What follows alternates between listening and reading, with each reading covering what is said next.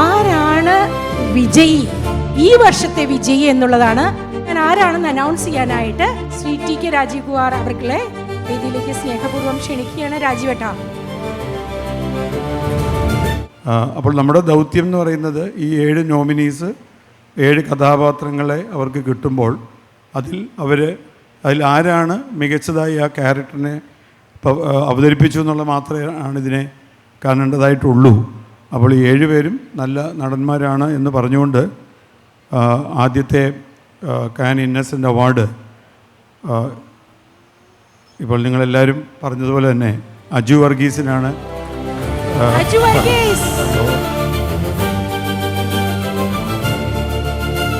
വേദിയിലേക്ക് കടന്നു വരണം. ഈ അസുലഭ നിമിഷത്തിനായിട്ടായിരുന്നു ഞങ്ങൾ എല്ലാവരും കാത്തിരുന്നത്. പ്രഥമ ഇന്നസെന്റ് പുരസ്കാരം മികച്ച ഹാസ്യനടനുള്ളത് വേദിയിലേക്ക് ക്ഷണിക്കുകയാണ് നമ്മുടെ പ്രിയങ്കരനായ ജോഷി സർ.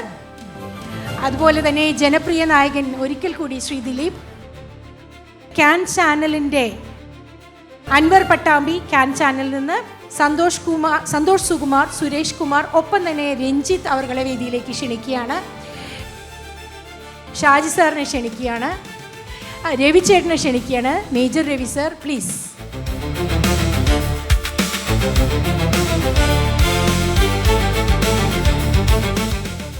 ജോഷി സാറും ദിലീപും കൂടി ചേർന്നിട്ടാണ് മൊമെന്റോ സമർപ്പിക്കുന്നത്.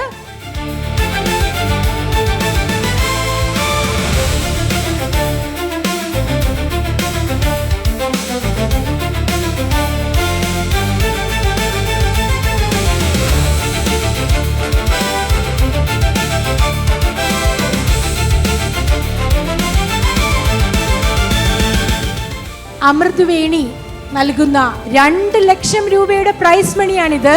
ഈ ചെക്ക് സമ്മാനിക്കുന്നത് ഷാജി കൈലാസ് സാറും രഞ്ജിത്ത് സാറും ചേർന്നിട്ടാണ്, ഒപ്പം എല്ലാവരും തന്നെ. അതെ.